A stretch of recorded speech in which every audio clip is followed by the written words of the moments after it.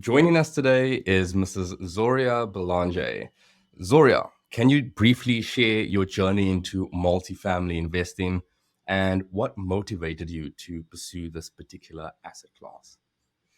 Yeah, that's a good question.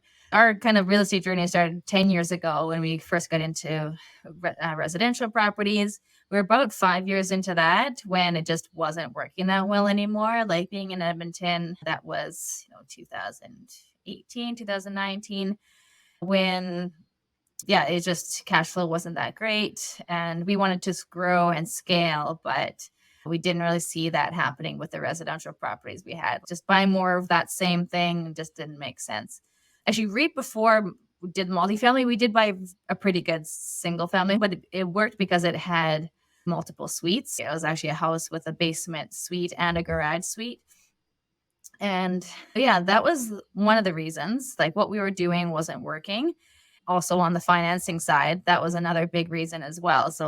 Yeah. We had 4 mortgages already. It was starting to get a lot harder to qualify. And once I learned how commercial financing worked, they just opened my eyes. And it was actually for us a lot easier to qualify on the commercial side than residential. So like we had the net worth built up because of the portfolio we had. And we knew that we took our net worth and multiplied that by 4. Like that's how much loan we could get. So that was like quite a lot higher than what we could have gotten on the residential side.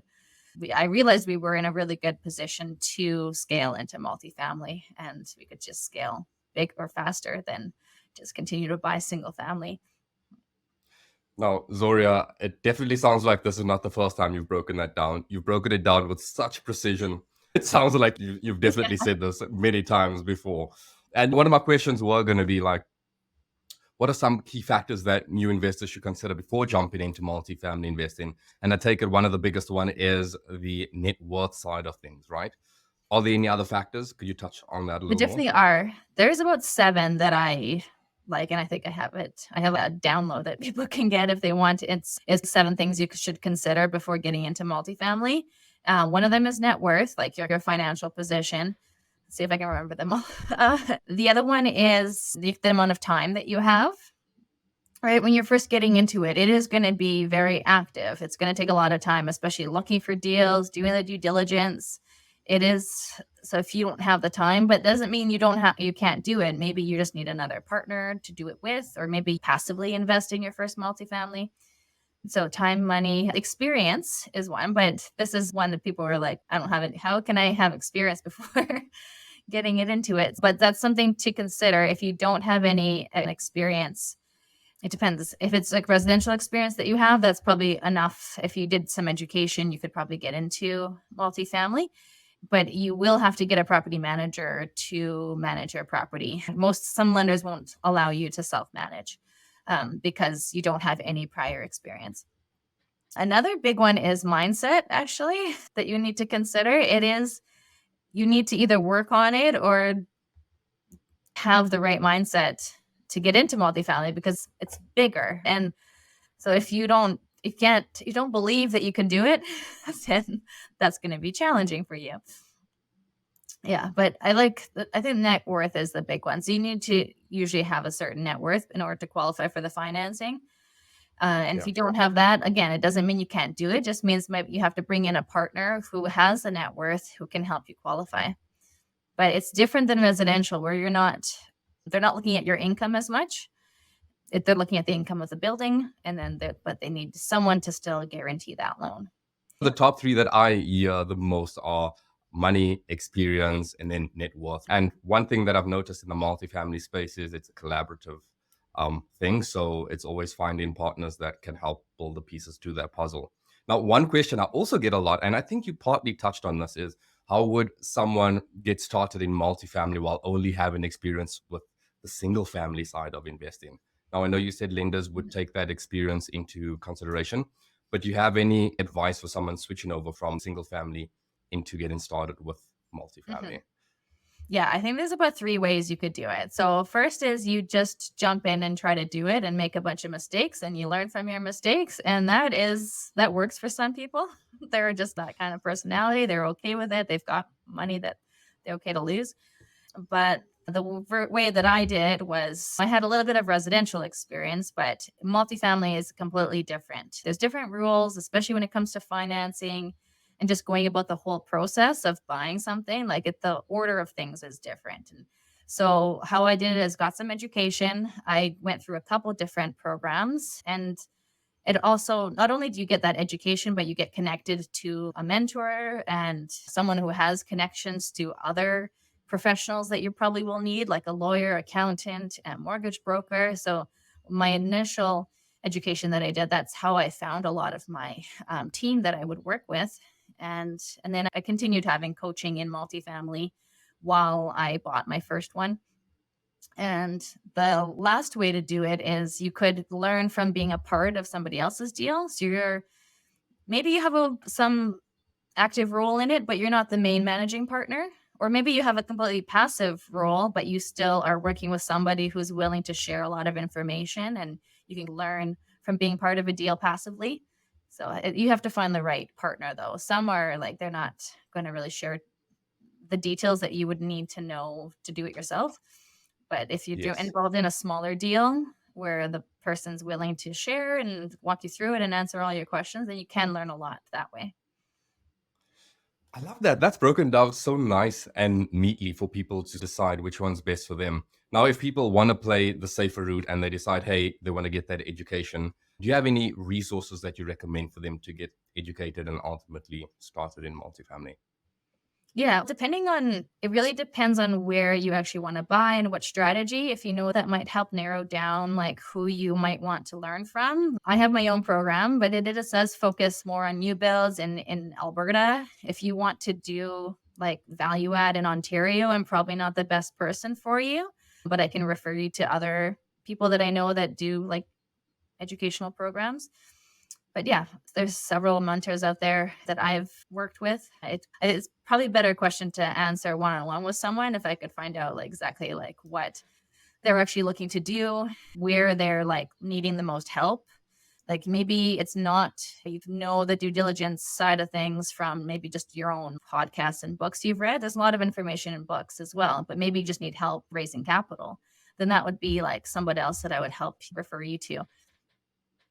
I love that. I love that because absolutely the people that you follow, firstly, should be somewhat in a position that you aim to be in, right? Yeah, find somebody that's doing what you want to do. Exactly, exactly. A And lot of great mentors, but they're all doing following different paths. So you need to see which strategy, which path you're trying to pursue, and then narrow it down from there.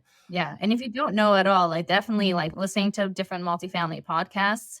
And there's really good books out there. A lot of them are US based though, so you have to definitely keep that in mind. But Multifamily Millions is a good one to get started with. You can just learn so much from books, but keep in mind anything that they talk about to do with financing is going to be quite different in Canada. Want to succeed in real estate investing? Focus on networking and building a strong power team. As an investor focused realtor in Edmonton, I can connect you with local events and experts. Plus, keep you in the loop with exclusive deals. Contact me below to start growing your network and your net worth today. Let's get back to it. That's the thing. And to be honest, that's the whole reason for my podcast. The only two requirements are that you invest in real estate and you invest in Canada, because I found that as well as it's so hard to separate what's US based and what's like Canadian investing advice. Great point. Great point. Now, as you mentioned, there are a few different strategies for multifamily investing.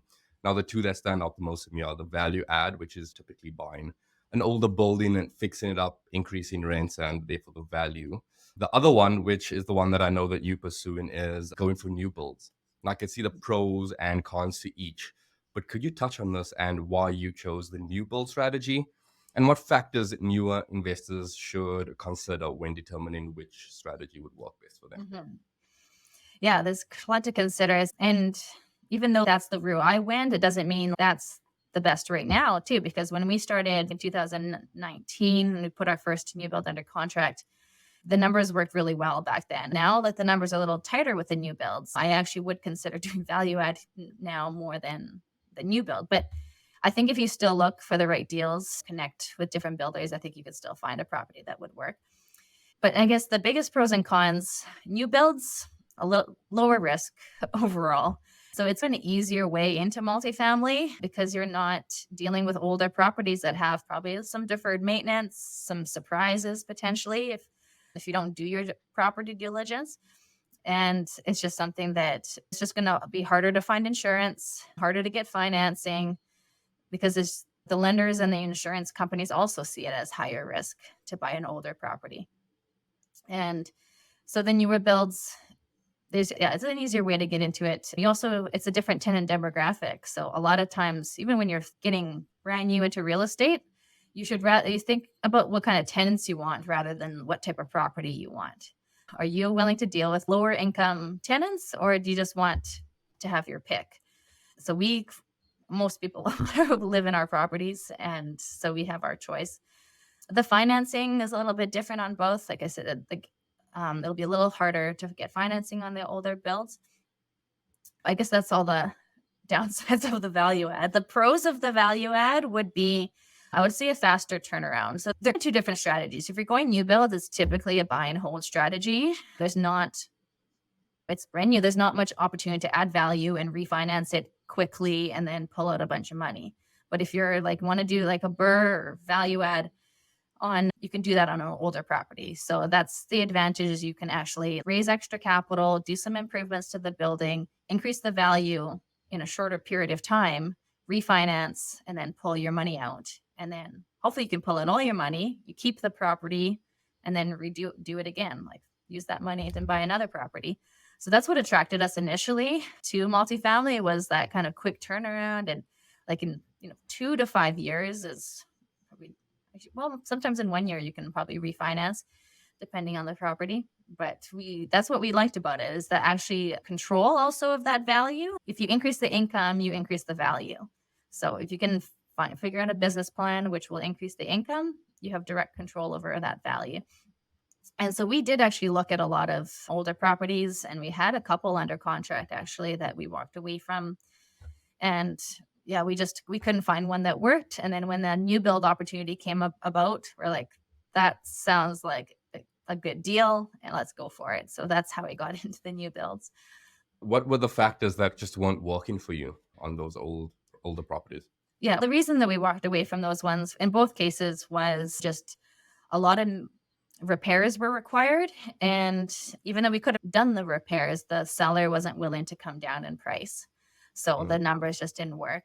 And in one case, we did a sewer inspection, and it was a pretty end of life, and it would have cost at least $100,000 to repair. We probably had a list of $600,000 worth of work that needed to be done to that building. So we wanted the price decreased by that amount because that's what it should be. But they weren't willing. They were just hoping to find somebody that would pay a higher price and maybe not do their due diligence. But we knew that the roof had to be replaced. We knew that there was mold in one of the units. We found this out during due diligence, and so they weren't able to come down in price. And it was very similar for the other property that we walked away from. Just we're hoping, I don't know, to sell it to somebody for a higher price. It didn't work for us. And pass that deferred maintenance or repairs on. And I love the way you broke it down, because I think for single family investors, it's easier for them to understand that way, is that, the one strategy is just a simple buy and hold, buying a new property, not having any deferred maintenance, having that longevity, but not being able to pull any of your capital out. And then the other one being like a burst strategy, just a little longer term burst strategy and with higher numbers. Not too different than residential. It's just bigger numbers. Of course, in residential, we kind of account for contingency buffer. In this case, everything's just a whole lot bigger. So if anything gets missed, the amounts are just a whole lot larger, right? So and that's why bigger profits, bigger mistakes. Exactly. That's why it's more important to get some education and before jumping in, at least, and have that support network around you, that if you do come across something who don't talk to you, at least you're not just doing this by yourself. Exactly. Bigger numbers, it can be led to bigger mistakes. And between the two strategies, in terms of upfront capital investment, do you notice like a significant difference between them?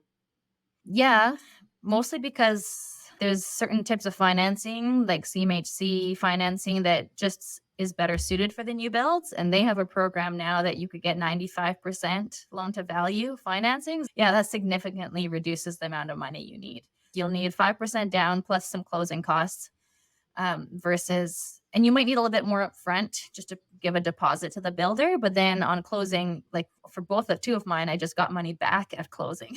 So that was nice. On the value add, you can also get 95%. That's just a little bit harder. And there's more like kind of restrictions that come with it.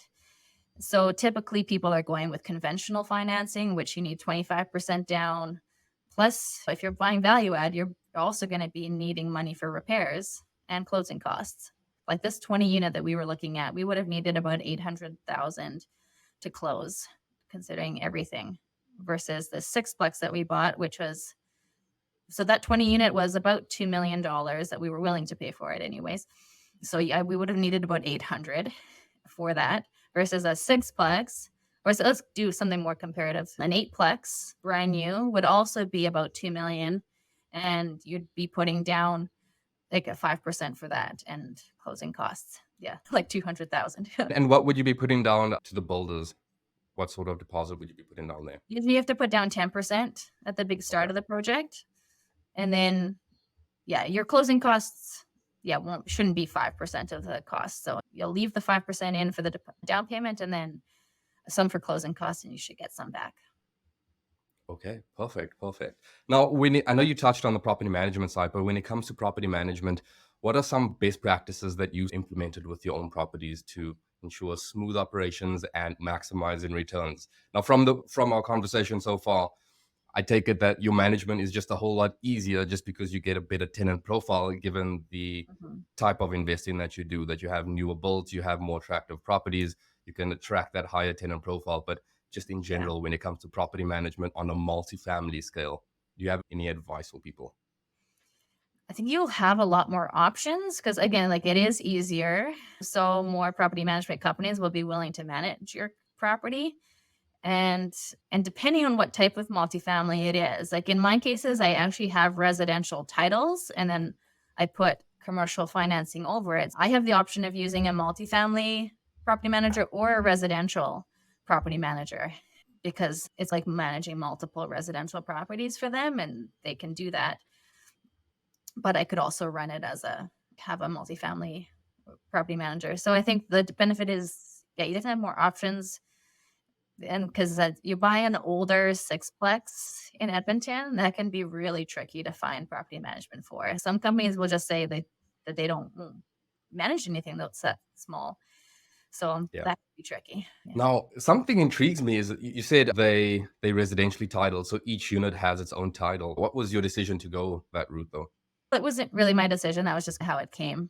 Just how it came about? Okay, Yeah. okay. I thought maybe there was a strategy behind that in Yeah. terms of perhaps deciding to sell it off individually down the road or That is an option, yeah. Definitely that's an advantage to it that you could sell them off individually depending, and residential properties are valued differently than commercials. One way to sell it might be better than the other. Right now, I yeah. think if the commercial valuation is higher, but if that turns around, maybe, yeah, we sell them one by one.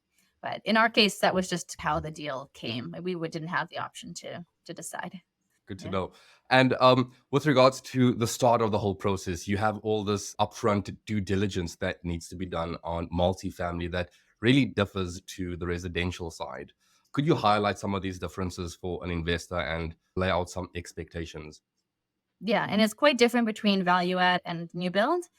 Which one do you think would be? I can touch on both, but I think Yeah, why it's quite not? Is it too extensive to touch on both? I'm only gonna touch, especially on the value add side, I can only touch the tip of the iceberg.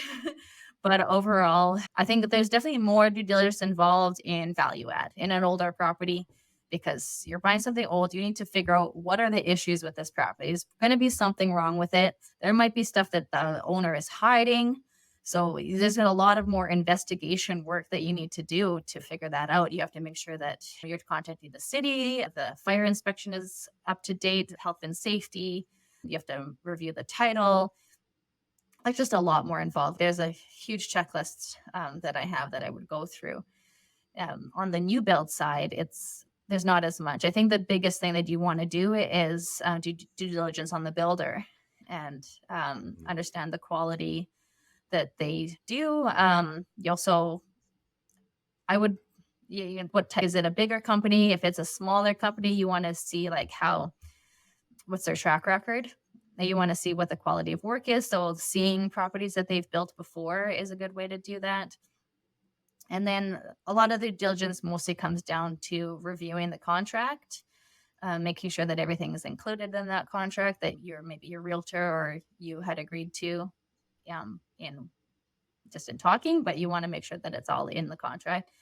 It is not as much due diligence that's needed on a new build before you remove conditions.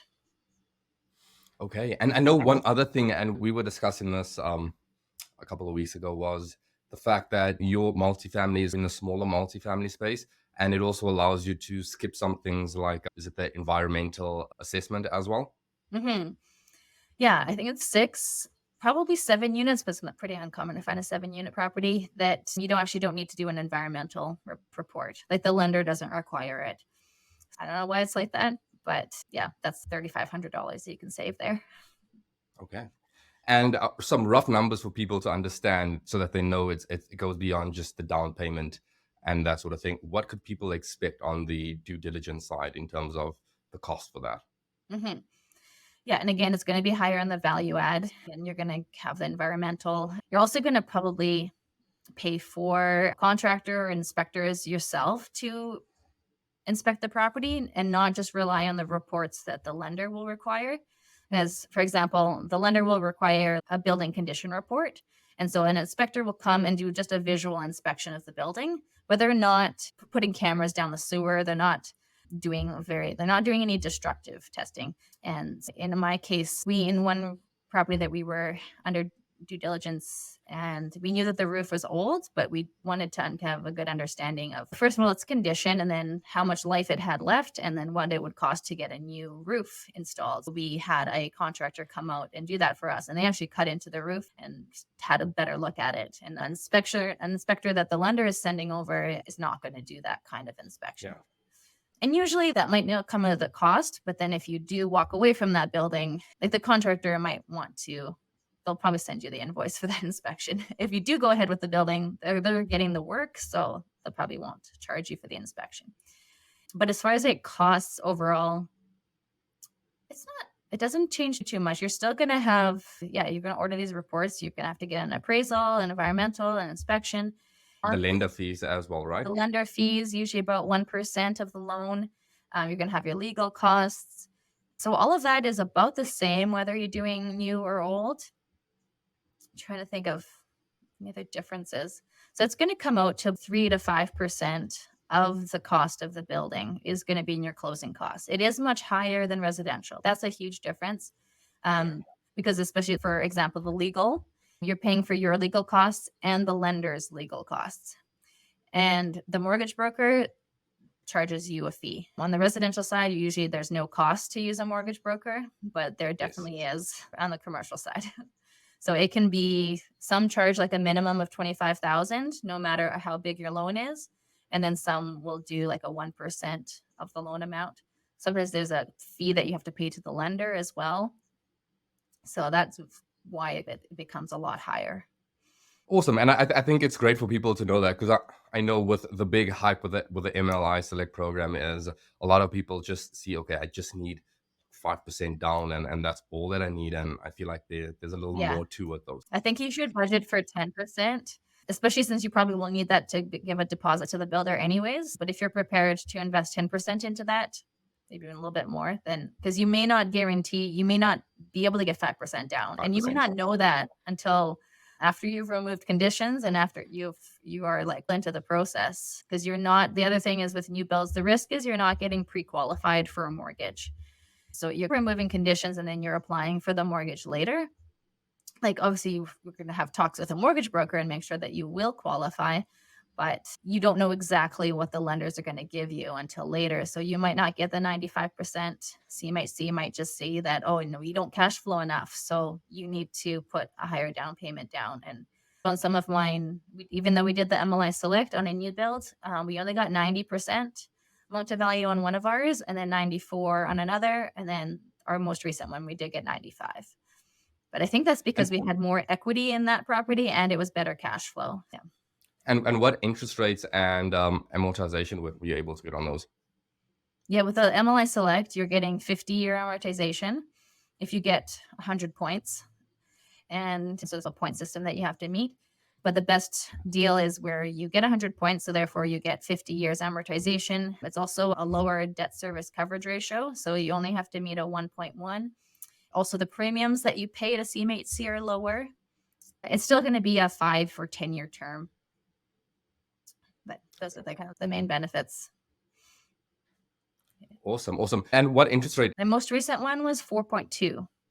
Okay, wow. Which is not bad. Like, I think these Yeah. days, commercial interest rates No, are but actually lower than residential. Because yeah, most people think it's the other way around, that you're gonna have to yeah. put more money down, you're gonna have to pay more in interest, which is probably true. It's true when you get conventional financing, but with CMHC, yeah, you usually take the government 5-year bond yield, and which changes like every changes throughout the day, so it's constantly changing. But if you take that, which is not sure what it is today. Last time I looked, it was 3.77. You add about 1% to about 1.5% on top of that, and that's going to be your interest rate.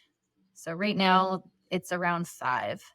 So it was a little lower when we locked in. That was November. Actually, we locked in a little bit earlier than that. And Actually, of no, course, that you was don't November. know any of this until the end of it when you actually get qualified for the financing. Yeah, the lender will only lock you into an interest rate. It's not like Yeah, residential where you can 3 months ahead of time. There's some lenders that will let you lock in about a month beforehand, which is good. So you can both say, okay, you can lock in anytime from now until when you close. And yeah. so that we've done that in the past. But yeah, it's not that far in advance. And it's literally like the day that you decide, okay, let's lock in today. That's the rate you get, whatever it is at Yeah. that time. Like even within half an hour, things can change. I lost $1,000 because I was half an hour late. One thing I like to do in the show is highlight challenges and failures as well, just so that I could set people's expectations because I feel like we always highlight the wins and the opportunities within investing. Can you highlight an unexpected challenge or setback that stands out the most to you so far?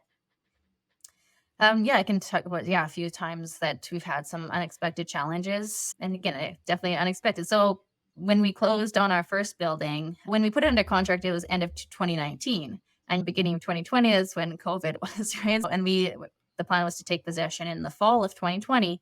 And yeah, just like everything got affected because of COVID. And in our case, the biggest thing that happened was that CMHC got super, super backed up. And that was because of COVID, interest rates just suddenly dropped. And suddenly everybody wanted to refinance their property, which was a good strategy to do. But because of that, CMHC got super backed up. Even though we applied in July and we were expected to close, I believe, September 1st, it was no, I think it was October 1st. It was not enough time. We applied probably 3 months in advance, but it was still not enough time. And CMAC just didn't get to our file in time. So we had to, my mortgage broker he pulled through for us, but he pretty much had to scramble and pull some strings to get some financing for us, get a bridge loan for us, just an open term conventional financing that we could close with. And then later, once CMHC actually got to our file, then we had to refinance into CMHC. So it ended up being we had to go through a closing and a refinance, which was added costs, first of Yeah, all. And when you're getting a conventional loan, we had to come up with more money more money. because typically they're only financing 75%. Yeah, So the loan to value ratio is a whole lot lower. So yeah, yeah. So I recommend, and all kinds of things could happen where you suddenly need more money at closing. So always have some backup plan, like whether it's your line of credit, a family member's line of credit that you could borrow from, or you just raise more capital to begin with so that you have money to close, because that's very not a good situation to be with. You want to have some way out. So yeah. so yeah, so what did you do in that situation to get through that or supplement the capital? Because of course, like you say, there's a few options. You could go back to your partners, try and get more money, Mhm. try and scramble to add another partner in, or try and finance it elsewhere. I What were you luckily able to had do? a family line of credit that we Okay, basically took a short-term loan from family. They had a okay, big line of perfect. credit that we could borrow from, a HELOC. So we were just able short-term loan from them to close. And then 5, 6 months later, when we refinanced into CMHC, we were able to pay them back. I love that advice though, because it's always nicer to go back to your partners and be like, here you go, here's some leftover money versus having it the other way around and be like, hey, we Oh, for need more sure. money to keep this deal going. Yeah. So that's great advice. Thank you. Thank you for sharing that. Tell me, what are some misconceptions or myths surrounding multifamily investing that you've come across in your experience? Mhm. I think the biggest one is that because it's a new build, you're gonna have no problems. And, like, everyone's, "I want a problem-free building, therefore I'm gonna go with multifamily, or, like, new builds." That's not the case. There's still gonna be stuff to deal with, and there's certain problems that come with tenants that you're just not gonna get away from, even if your property is new. So, like, we had a problem with a tenant flooding our unit, like, within the first year of it being occupied? And that just could happen anywhere, right? Just someone who just doesn't know how to use a plunger and doesn't know how to turn off the water. But you have mitigations in place for that, right? We had insurance covered it. There was a lot of headaches, right, with trying to get that tenant out of there. Eventually, she was a big pain. But whether you have a new build or an old build, you're still going to have the risk of tenants and issues that could come about. And it was nothing to do with her credit. She was definitely qualified to be there. It was just a mistake, which caused us a big headache.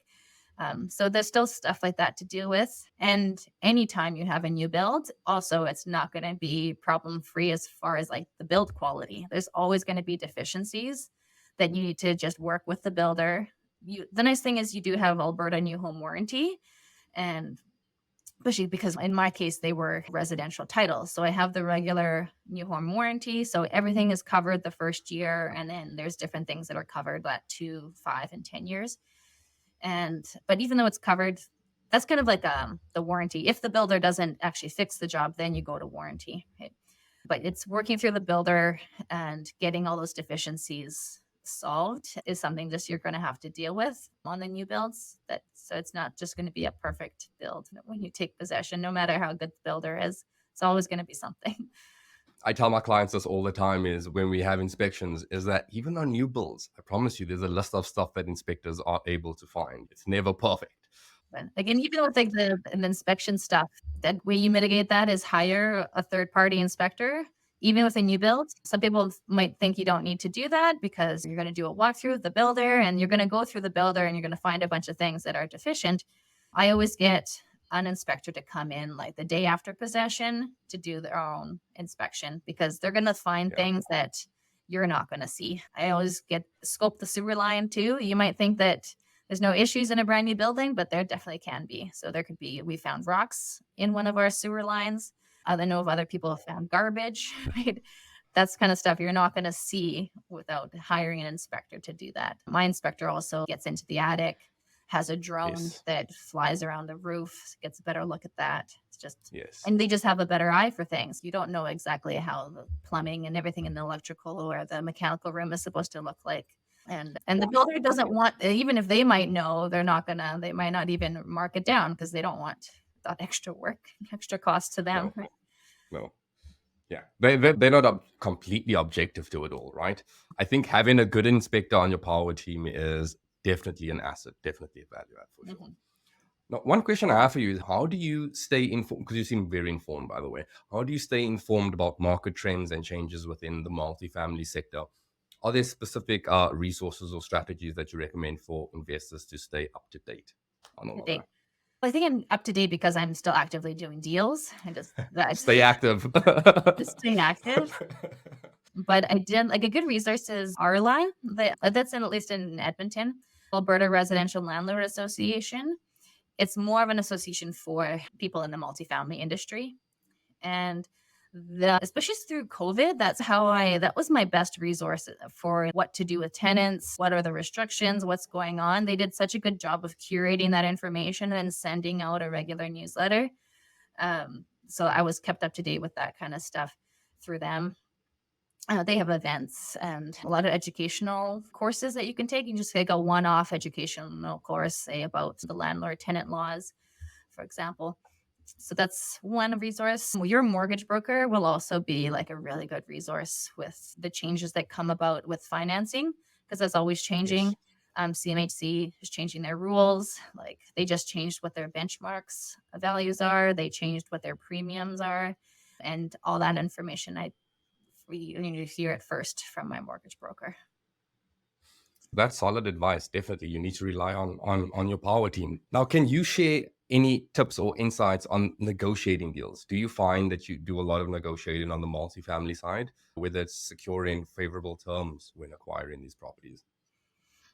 Yeah, there's going to be less negotiating with the new builds typically. Um, the pre-construction side, you're basically the price is what it is.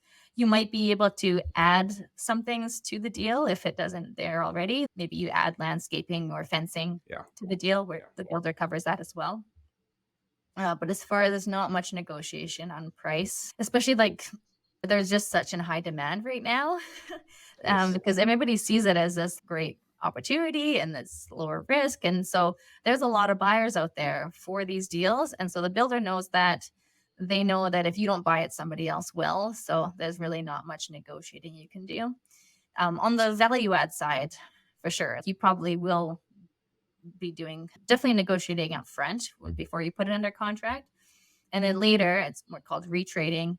Ideally, you don't want to do that. You don't want to try and lower the price after you put it under contract. But if something comes about that something gets uncovered during due diligence that you couldn't have known beforehand, then it's justified. Then you wouldn't negotiate that down. And so that's what we basically tried to do with two of ours that we had under contract, and they didn't want to bring the price down. But yeah, a lot of it will happen before you putting it under contract for the value add, and then some after too if you discover some things. Makes sense. Very similar to the residential side, right? Is negotiated all up front. And after you do the Mhm. inspection, you do that due diligence. If anything gets uncovered, then you go back to the negotiations. Either find something that works, kill the deal, or just proceed as Yeah, is. yeah, it's not too different that way. And just the timelines might Yeah. just be longer for commercial. Perfect. Now, Zoria, it's time for one of my favorite segments of the show called Time Capsule. So let's Okay. imagine that you stumbled across a time machine that allows you to travel back and forth in time. You can't change anything, but you can give and receive advice from your future and younger self. First, let's go back to when you were 18. What advice would you give your younger self with the knowledge you have now? Now, this can be within business, investing, your personal life in general, or Mhm. combination of them all. Yeah, for myself. So we didn't really touch on this, but my background is I was an engineer first. I went to school for 5 years, became an engineer, worked in that industry for 7 years. Started investing while I was in working as an engineer, and then when I had my kids, I never didn't go back to my job after mat leave. So if I was 18, that would be even before I just decided to go into engineering. Oh, that's tough because I probably would maybe not go into engineering, maybe go into something that's more related to real estate, maybe. Maybe I would recommend that I also in university take some economics or some business classes. I think Oh, that's what I would have yes. done differently. Because yeah, I wouldn't want to change going to engineering because that's how I met my husband. And everything, and I wouldn't have the kids I have now if I didn't do that. But I think I probably could have not taken, like, the Ukrainian folk songs class and maybe taken an economics class instead. But I wanted something easy to offset, all the difficult engineering classes I had. Yeah. And yeah, and then if I went back to I probably would, yeah, suggest to look into investing in real estate sooner because I didn't really know about it until after I got my professional engineering degree. And yeah, I was in my late 20s before I really understood anything about real estate and investing. So knowing about it a bit earlier obviously would help. The sooner you get started, the better because Fair then enough, time right? is on your side. Yeah, yeah. Now I get that one often, but I don't get the economics one often. This is the first actually, and to be honest, that resonates with me. I did economics in university, but going back to my younger self, I tell myself to pay a little more attention in class and Yeah. take it a little more seriously because economics is a big factor when it comes to real estate. Hmm.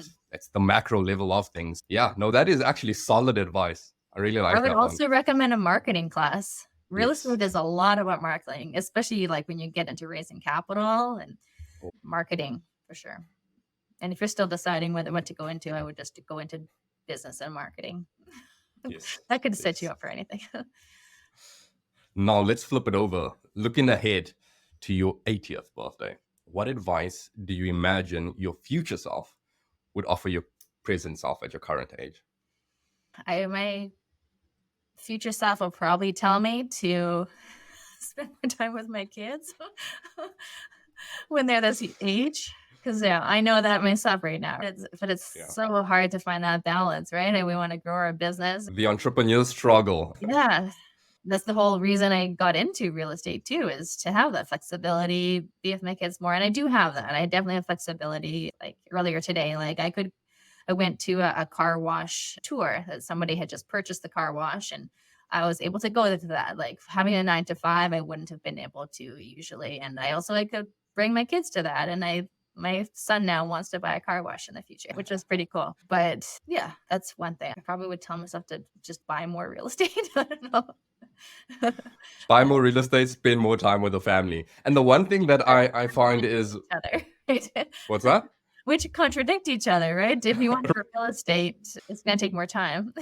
Exactly. But one thing that I do find is there is that way where you can blend the two in. I mean, they do contradict each other, but like you said, is having your family all inclusive in the investing process and educating them on that, and having family time within investing as well, to some degree at least. Exactly. So I do try to do that as much as possible. Yeah, yeah. Right? Exactly. So when you're not investing, how else are you spending your time? I'm pretty much just a mom the other time. Right now, it's really busy. We just took possession of a 144 unit property in Texas, Houston. And so I'm the asset manager for that. And it's just really busy right now with it's just taking over that property. We're about 3-4 weeks in. So there's not too much other time for other stuff, but whatever extra time I do have, yeah, I'm traveling with my family mostly. And yeah, I like being active too. And I think that's one thing, is you can be more of a passive investor, but when you're the active partner, is it definitely takes up a lot more time out of your Mhm. schedule. At least up That's one front. of the things you bring into the table. Yeah, yeah, exactly. Yeah. With the new builds, there'll be a lot of stuff up front and what closing. But once it's stabilized, is really not that much time involved, especially if you have a property manager. Yes. Now, I'm sure people that have listened to this point have got a ton of value, and they're probably like, where can I find out more about Zorya? I just want to follow along on her journey and maybe try and achieve some level of success like she has. Where can listeners find out more about you? Yeah, probably just so their social media is a good place. On Instagram, I'm Bree Properties, BREI Properties. You can just connect with me on Facebook too. I think it's actually really easy to find me on the internet. I'm pretty much the only Zorya Belanger. So you just Google me and you'll find me One on of a kind. LinkedIn. You'll like, and just everything about me is on there. So yeah, I'm on LinkedIn, Instagram, Facebook. Yeah, or you can reach out by email as well. Perfect. I'll be sure to leave all your contact info and links down in the description below for people to just have easy access there. Zorya, I want to thank you so much for taking the time out of your schedule and bringing us all this value. This has been a really fun episode. I'm glad. Yeah, this was fun. So thanks for having me on your show. Thank you for tuning in to Building Wealth Through Real Estate. Or if you're investing in Alberta or considering investing in Alberta, then you don't want to miss my interview with Russell Westcott. This is your host, Alray Noble, signing off.